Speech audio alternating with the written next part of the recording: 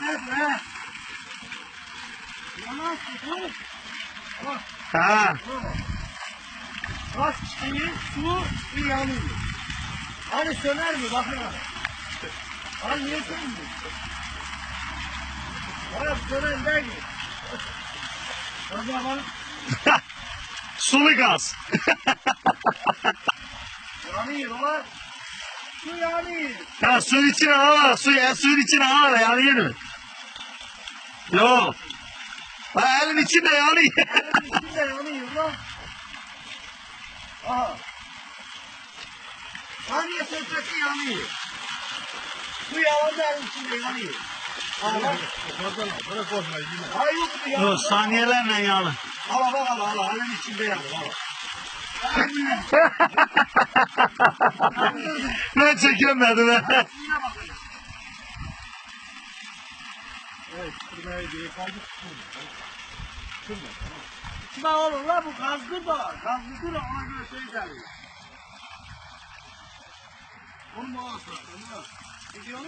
Yok. Tekilerim atlar var. Mustafa. Karan. Aktiyamız da işte 3 dakika geliyor. Arayı da gidiyor. Bizim de tarafına söylerse Kusudan atar. Ay hepsi bulamam ya. Su yağına değil kardeş. Ha su çıktıkça var mı yanma? Bak. Köpük buyurun bak. Köpük çıktıkça yağına değil. Bravo. Allah sen Uygar nasıl bir büyücü. Ha bakın yanacak.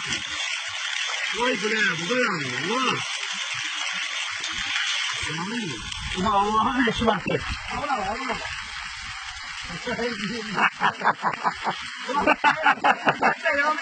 Ha. Yandı. Hava yanıyor. Mahsulda yumurta var. Muhteşem. Vay ne buz diyor. Baksana tütü çıkacak.